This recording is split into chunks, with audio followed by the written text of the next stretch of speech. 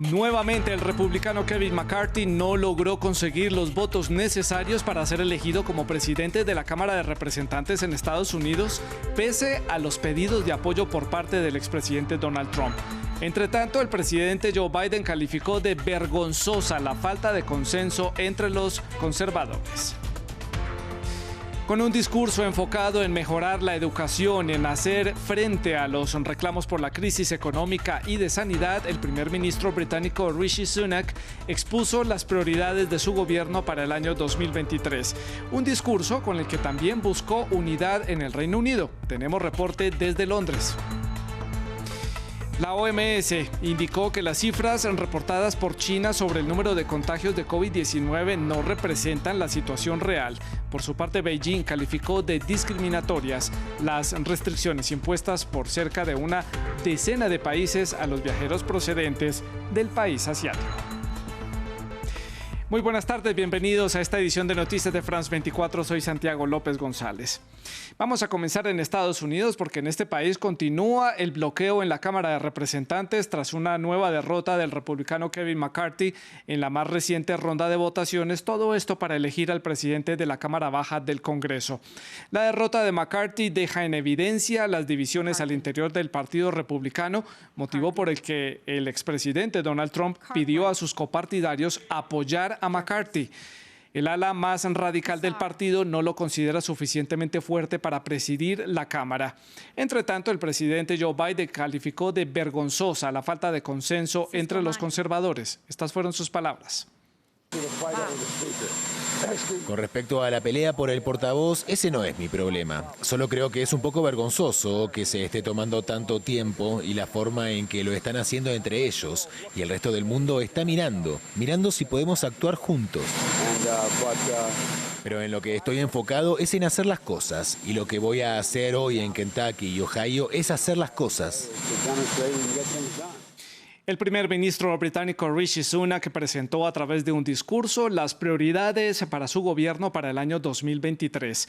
Sunak hizo énfasis en temas relacionados con educación, unidad y los reclamos en torno a la crisis económica y de sanidad. Luisa Pulido desde Londres nos amplía la información. Escuchemos. En este su primer gran discurso desde que fue elegido, Rishi Sunak hizo 5 promesas. La primera, reducir la cifra de la inflación que en noviembre de 2022 llegó al 10.7%. Para lograrlo, tendría que bajarla hasta un poco más del 5%, pero esto no solo depende del gobierno británico, sino de factores internacionales como el precio de la energía. También mejorar la economía promoviendo el aumento de puestos de trabajo con mejores salarios, reducir el endeudamiento público de la nación, recortar la lista de espera que tienen que tener las personas para poder ser vistas por un médico o por un especialista del Sistema Nacional de Salud, NHS, y una bien controversial, acabar con la inmigración ilegal a través del Canal de la Mancha con una legislación mucho más fuerte. Es decir, que las personas que crucen el canal desde Francia, desde las playas francesas y lleguen al Reino Unido puedan ser detenidas y deportadas inmediatamente, ha dicho el gobierno. Solo en el 2022, cerca de 46.000 personas llegaron por esta vía.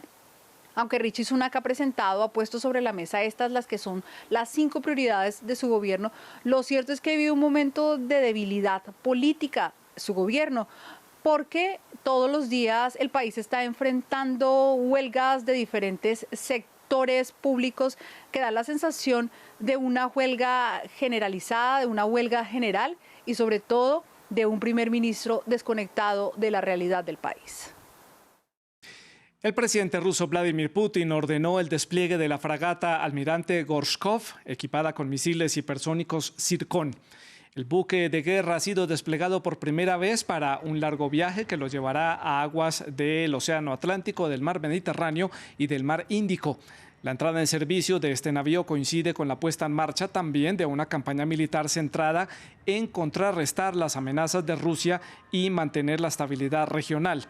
Los misiles Zircon hacen parte de una nueva serie de misiles hipersónicos rusos que cruzan a 9 veces la velocidad del sonido. Quiero agradecer en primer lugar a los especialistas en el complejo de la industria de defensa que crearon y comenzaron la producción en masa de esta arma única. Como ya he dicho, no hay equivalente en ningún país del mundo. Estoy seguro de que esta poderosa arma permitirá que Rusia se proteja de amenazas externas potenciales de manera confiable y nos ayudará a servir los intereses nacionales de nuestro país. Y el ministro de Defensa de Rusia elevó a 89 el número de sus soldados muertos tras un ataque ucraniano el día de Año Nuevo. Rusia solo había reconocido 63 fallecidos en los combates en la localidad de Makivka.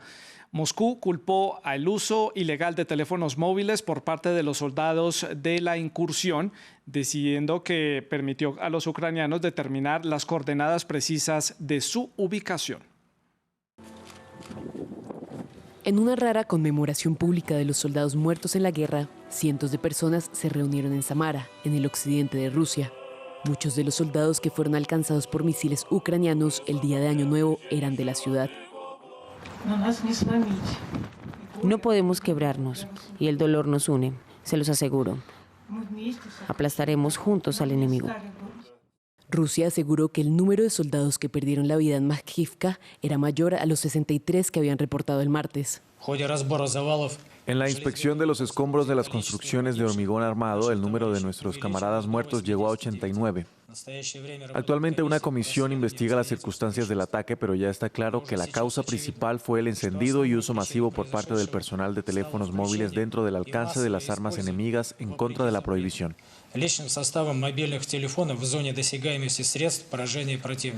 El ataque causó gran descontento en la opinión pública rusa, criticando a Ucrania y a sus aliados occidentales.